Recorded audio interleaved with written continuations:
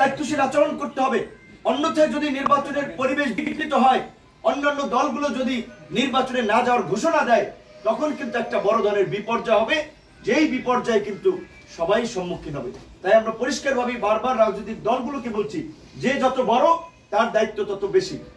প্রত্যেকটি এলাকায় প্রত্যেক দলের প্রার্থীরা যেন নির্বিঘ্নে প্রচারণা চালাতে পারে, সেই পরিবেশ নিশ্চিত করতে হবে। রাজনৈতিক দলের কেন্দ্রীয় পর্যায় থেকে শক্ত নির্দেশনা দিতে হবে। কারো প্রচারণায় কোনো বাধা দেওয়া যাবে না, জনমনে আতঙ্ক তৈরি করা যাবে না। আওয়ামী লীগ তো এখন মাঠে নাই, তারপরেও তো জনগণ আতঙ্কিত অনেক ক্ষেত্রে, যে এভাবে নিজেরা যেভাবে তারা কামড়াকামড়ি শুরু করছে, বিভিন্ন জায়গায় মারামারি দাঙ্গা লাগানো শুরু করছে, তাতে তো এরাই যথেষ্ট, আওয়ামী লীগ লাগবে না নির্বাচন ভণ্ডুল করতে। কাজে এই বিষয়টা কিন্তু মাথায় রাখতে হবে। তাই আমরা বারবার যেটা বলি, সরকারের কিছু দুর্বলতা সত্ত্বেও আমরা দেখতে পাচ্ছি যে সরকার নির্বাচনী ট্র্যাকে আছে।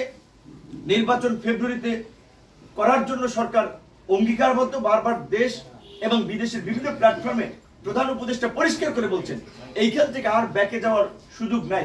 কাজে এখন রাজনৈতিক দলগুলো যদি সরকারকে সহযোগিতা না করি, শুধুমাত্র সরকারের পক্ষে একটি নির্বাচন আয়োজন করা সম্ভব নয়, সুষ্ঠু নির্বাচন আয়োজন করা সম্ভব নয়। এবং রাজনৈতিক দলগুলোকে আজকে জনগণকে আমরা বলবো, শুধুমাত্র যারা নিজ দলের পক্ষে ভোট চাইবে তাদেরকে আপনারা চিনে রাখুন। যারা প্রার্থীদের পক্ষে ভোট চাইবে, এই স্বার্থপর গোষ্ঠীকে আপনারা চিনে রাখুন।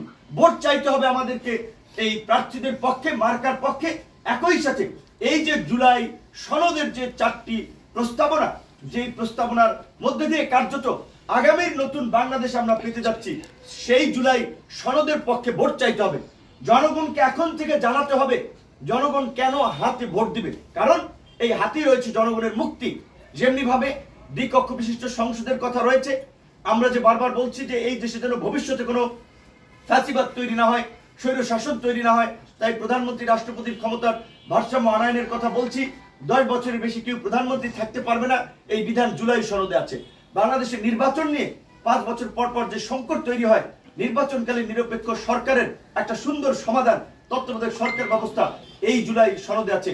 সংসদে নারীদের জন্য 100 আসন নিশ্চিত করা, তাদের প্রতিনিধিত্ব বাড়ানো, এর কথা কিন্তু এই জুলাই সনদে আছে। সর্বোপরি একটা ভারসাম্যপূর্ণ সংসদ এবং জবাবদিহিতামূলক রাষ্ট্র নিশ্চিত করার জন্য বেশ কিছু কার্যকর প্রস্তাবনা সংস্কার এই সনদে আছে। আমাদের তরুণরা যে বিসিএস নিয়ে সবচেয়ে বেশি উদ্বিগ্ন থাকে, যে বিসিএস পরীক্ষাটা ফেয়ার হয় কিনা, রাজনৈতিক দলগুলো তাদের নেতা কর্মীদেরকে বিবেচনা করে কিনা নিয়োগের ক্ষেত্রে, এই জুলাই সনদে রয়েছে যে 3টা পিএসসি আপনার হবে, একটা শিক্ষা, একটা সাধারণ, একটা চিকিৎসকদের, মানে 3টা কমিশন হবে।